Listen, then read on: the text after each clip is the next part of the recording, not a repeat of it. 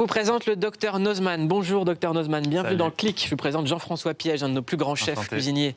Vous êtes vidéaste à la tête de la plus grosse chaîne YouTube scientifique en France, 3,5 millions d'abonnés. Tu as 30 ans, tu es breton, ton vrai nom c'est Germain Olivry, mère d'origine irlandaise, graphiste de formation, aujourd'hui aide-soignante. Père professeur d'art et d'architecture, très bricoleur, c'est lui qui te donne le goût de comprendre les choses. À l'école, la science, c'était pas du tout ton truc. T'as jamais brillé dans les matières scientifiques. Toi, ce que tu aimes, c'est les jeux vidéo et les arts graphiques. Et en 2009, tu as 19 ans. Ton personnage Nozman naît. Et en novembre 2016, tu es devenu le premier youtubeur science à dépasser le seuil symbolique du million d'abonnés. Maintenant, tu as près de 3,5 millions d'abonnés. Tu enregistres au total plus de 607 226 797 vues. Et je dis ce chiffre parce que souvent, quand on parle des abonnés qui cliquent sur les vidéos, c'est des gens qui sont derrière. Ouais. C'est des personnes, c'est pas juste des clics, c'est pas juste des vues. Donc ça représente un public immense. Et petit, tu avais deux héros et c'était eux. C'était Fred et Jamie de C'est pas sorcier. Ouais. Ouais. Comme plein d'enfants de ma génération, en fait. Et pas que des enfants, d'ailleurs. Hein. Plein de gens, quand ça sortait, C'est pas sorcier, c'était juste le truc qui était vraiment stylé à regarder. Enfin, pour moi, du coup. En tant qu'enfant, je trouvais ça incroyable à regarder. On pouvait apprendre plein de trucs. C'était ultra ludique avec toutes les petites maquettes. C'est surtout les maquettes, en fait. Depuis Ça vous faisait les avez rêver. rencontrés? Ouais. Bah, j'ai d'abord rencontré Fred. Décevant ou pas? Non, c'était très cool. J'ai d'abord rencontré Fred. On a tourné une vidéo ensemble. C'était incroyable, dans la maison de mes grands-parents. Enfin, c'est vraiment des trucs bizarres comme ça. Et j'ai rencontré Jamie un petit peu plus tard, dans un spectacle de Max Bird, qui est aussi un youtubeur scientifique. Mais quand on demande à Jamie c'est quoi son métier, il répond vulgarisateur scientifique. Est-ce que tu fais le même métier? Bah, c'est des activités, quoi. Après, c'est vraiment un peu des étiquettes qu'on colle, des choses pour nommer un petit peu ce qu'on fait.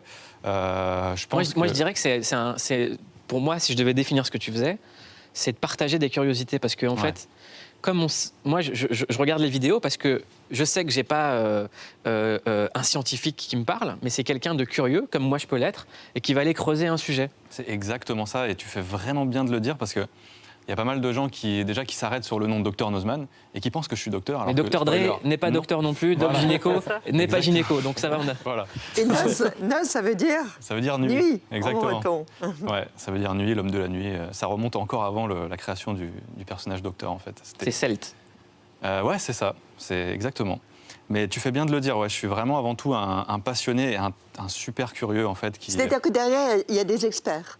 Ah oui, en fait, c'est ça. Moi, je suis un curieux. Du coup, avec le temps, j'ai accumulé des connaissances, etc. Parce que je me renseigne tout le temps, je lis plein de trucs et tout. Mais chaque vidéo est validée par des experts, des scientifiques, des docteurs, des post-doctorants, tout. Enfin, vraiment, j'ai une dream team de gens qui s'y connaissent et qui valident les sujets pour pas qu'il y ait d'erreur. Comment elle est née, cette passion? Ça t'est venu quand pour la première fois? 2009, comme tu l'as dit, en gros. Hein. En fait, C'est quoi le déclic? c'est juste que moi, je fais des vidéos depuis toujours. Je pense que j'ai démarré à 14 ans avec mes amis. On faisait des vidéos dans le jardin de mes parents, enfin, comme plein d'autres youtubeurs, en fait. Et j'avais quand même cette curiosité depuis toujours de comprendre un petit peu comment fonctionnent les choses, comment ça marche, etc. Pourquoi ça fait ci, ça fait ça.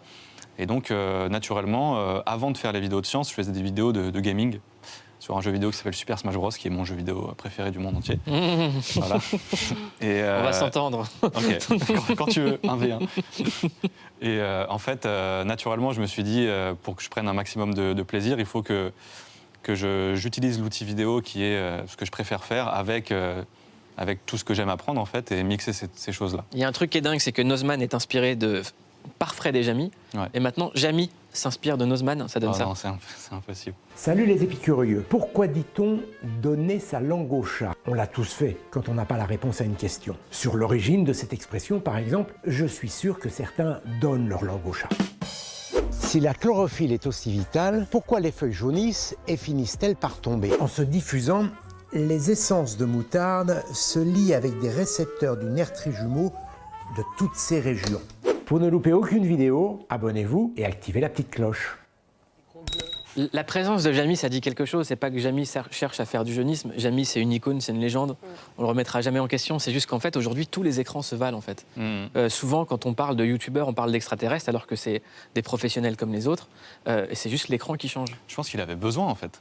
Ouais. Il avait besoin de faire ça. C'est pas juste, il fallait qu'il le fasse. À mon avis, il avait vraiment envie de le faire. Et aujourd'hui, il est youtubeur à nos côtés. Et je trouve ça mortel, en fait, de pouvoir revoir ça, de suivre. Quand on est autant regardé que vous, est-ce que c'est pas une responsabilité? Est-ce que vous en êtes conscient? Ouais, j'en suis conscient. Et je m'en rappelle quand... Parfois, on me reproche, par exemple, de ne pas être assez pointu sur un sujet, ou bien ça arrive de faire des erreurs sur certains sujets. Des fois, c'est tellement technique, la physique quantique ou des trucs comme ça. Il y a des polémiques dans la science aussi, comme ça? Vous vous freinez sur des sujets un peu touchy Je vais sortir une vidéo sur les vaccins bientôt, donc assez peu. Polémique. Mais non, en fait, ouais, voilà, je me rends compte que c'est très important de vraiment avoir une rigueur en fait, scientifique dans ce métier-là. Dans le sens où, moi, comme tu l'as dit, je ne suis pas scientifique, mais pour autant, j'ai une chaîne qui est beaucoup regardée, donc j'ai le droit à aucune erreur. Mais quand on voit, par exemple, le succès d'un documentaire comme Hold Up sur Internet, Ouais. on voit que tous les articles, même la chronique de Clément ici, la semaine dernière, où on démonte les vérités, ne servent à rien. Est-ce que vous avez ce pouvoir-là d'apporter des faits, d'apporter des choses Ah ouais, je pense. Hein. Tu veux dire de démystifier des... Ouais. Moi, c'est 50% de mon taf. Parce que j'ai un format qui s'appelle le vrai ou faux. Et ce format, c'est vraiment, je donne un thème et les gens, dans les commentaires, me laissent des suggestions.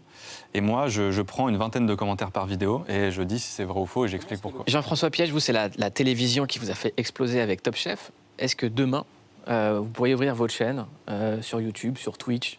Absolument, oui. Parce qu'en fait, l'idée, c'est quoi? C'est de partager. Exactement. Il serait né il y a quelques années auparavant, ça serait peut-être le Jamie d'hier, pardon, pas d'aujourd'hui, mais d'hier. Je pense que c'est la passion qui anime tout le monde, c'est de partager son savoir et partager ce qu'on a envie de partager. On va regarder des extraits de Dr Nozman. Et c'est vous, Jean-François Piège, qui allez choisir. Je voulais choisir entre plusieurs extraits. La musique peut-elle donner un orgasme? Notre nez grandit-il toute notre vie? Les animaux peuvent-ils parler notre langue? Et pourquoi tombons-nous amoureux? Qu'est-ce que vous choisissez? Pourquoi tombons-nous amoureux? Allez, on Il y a un écoute. truc. C'est une petite molécule, l'ocytocine, qui serait responsable du sentiment de bien-être que la personne aimée peut vous procurer. L'ocytocine est ce qu'on appelle un neuropeptide, et elle est souvent carrément surnommée l'hormone de l'amour. En un regard avec ton crush, un petit câlin, une caresse, le son de sa voix, une pensée amoureuse ou un rapport sexuel, et boum, ton cerveau va t'envoyer une bonne dose d'ocytocine et de dopamine en bonus, histoire que tu te sentes vraiment bien à fond. La suite dans la vidéo. Moi, j'en ai une que j'aimerais voir, c'est sur les animaux. Ok. Oui, il y en a On plein. regarde. Ah, j'ai pas bien choisi, en fait. Si. Mais c'est une question perso. Hein. En fait, la plupart des animaux qui sont plus ou moins capables d'imiter notre langue, comme les perroquets, ou comme certains rares éléphants ou dauphins, le font juste en fait comme une imitation. Mais il existe quand même une exception, Alex le perroquet. Alex le perroquet est, ou plutôt était, un perroquet gris du Gabon, qui a été le sujet d'études sur les capacités cognitives des animaux, et ça pendant 30 ans. Alex utilisait 150 mots différents et en comprenait 1000, plus que moi. Ce qui est incroyable, c'est qu'il utilisait ces mots intelligemment. Il était capable par exemple de décrire la couleur, la forme et la matière d'un objet, et même de les compter s'il y en avait plusieurs. How many? Impressionnant tout ça. Alex, RIP. Est-ce qu'en science, ça existe une question bête? Je pense pas, non, clairement pas. Il n'y a pas de question bête. En fait, c'est ça le problème, c'est d'avoir... Et d'ailleurs, je pense qu'il y a pas mal de gens qui ont peur de se lancer dans la vulgarisation parce qu'ils ont peur d'être bêtes. Et c'était mon cas d'ailleurs à l'école. Hein. Clairement, moi, je faisais partie des élèves qui avaient peur de lever la main et de poser une question parce que j'étais persuadé que c'était bête. Alors qu'en fait, non, il n'y a aucune question. Est-ce qu'il y a des bête. gens qui ont la science infuse? Non plus, je pense pas. Je pense que c'est important de toujours relativiser, être droit dans ses chaussures et comprendre qu'il y a plein de choses à apprendre partout. Ce qui est intéressant, c'est la forme aussi. Vous allez vite, très vite. C'est un problème, ça. Faudrait que Il j'aille. y a un débit. Hein. Ouais. Et quand je regarde là, je me dis ça va trop vite, c'est pas possible. Mais non. Et en fait, j'arrive pas à faire autrement. On peut se regarder une vidéo de science et de cuisine par Nozman? Bien sûr. Allez. Mais bien sûr. On va tester de la nourriture de l'espace. Donc ça se présente sous la forme de petits cubes. C'est hyper bon. La fameuse huître. Oh, c'est incroyable. Regardez-moi ça, il y a bel et bien une perle. Qu'est-ce qui se passerait si on venait mettre un œuf dans de l'acide chlorhydrique? La couleur au-dessus a changé instantanément. J'ai l'impression qu'il y a déjà quasiment plus de coquilles et je vais même vous dire, j'ai l'impression qu'on voit déjà le jaune en transparence en fait.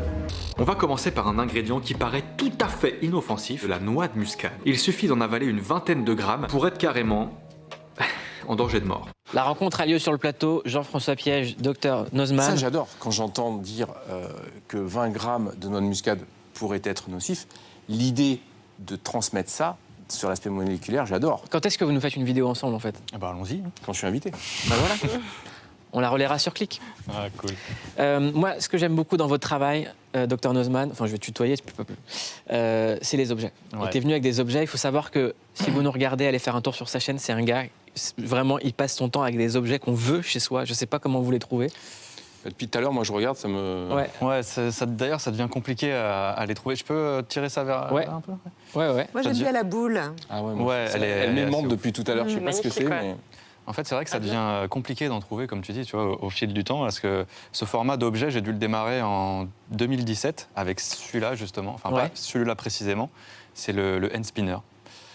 J'ai fait une vidéo sur... en fait, c'est quasiment inexplicable pourquoi j'ai fait une vidéo là-dessus, parce qu'a priori, ça a assez peu d'intérêt. Ouais. C'est vraiment une toupie qui tourne sur un axe avec un roulement à billes, mais il y avait un truc qui m'intéressait, je voulais expliquer la mécanique, etc. Alors celui-là, celui-là, il est vraiment très spécial, hein, c'est un hand spinner un peu customisé à fond.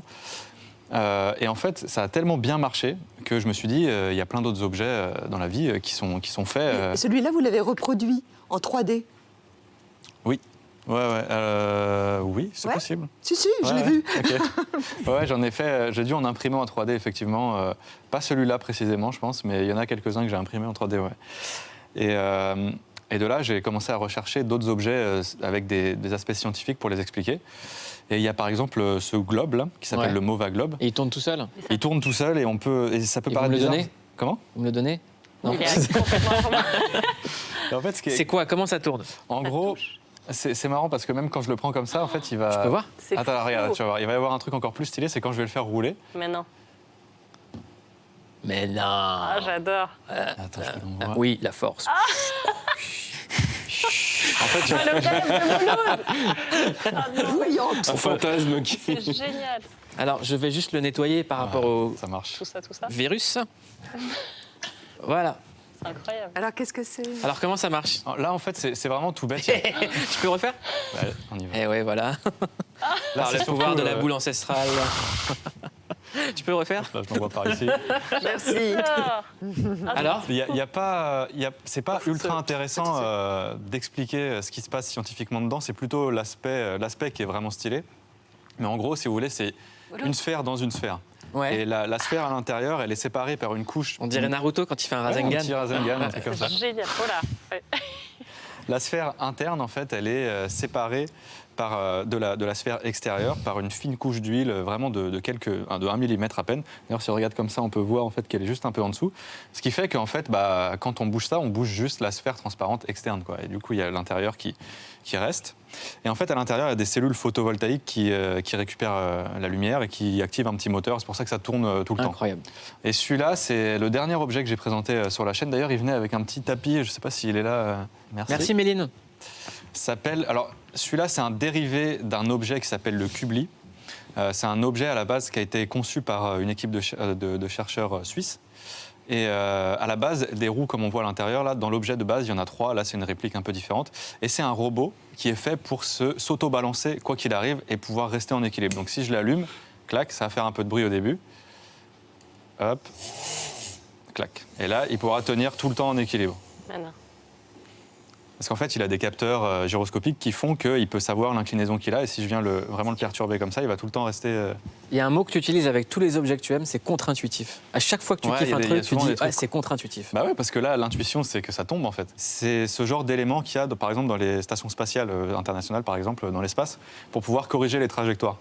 En fait, ça donne de l'inertie, ça donne un mouvement comme ça. Et alors, dans l'objet de base, il y en a 3, des roues de réaction, ce qui fait que d'un moment à l'autre, il peut carrément se mettre sur comme ça, il peut se mettre comme, enfin, il peut Trop faire bien. plein de trucs. Et voilà, il est vraiment, moi je l'adore. Et contrairement à Jérôme Bonaldi, ça marche à chaque fois, en fait. Bah non mais là on parle de Dr Nozman. C'est génial. Et on Ah, non, embrasse très fort Jérôme Bonaldi, vraiment. J'ai une anecdote d'ailleurs à ce niveau-là, je ne sais pas si j'ai le temps de la placer, mais Allez. c'est très drôle.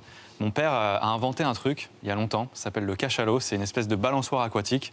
Et il était passé sur Canal, le présentait à Jérôme Bonaldi, qu'il avait essayé dans une piscine. Et ça marchait? Et ça marchait, mais il en a vendu 0, je crois, Comme quoi. malheureusement. Mais c'est génial, j'adore. En vrai, ça vient de là, je pense, la curiosité.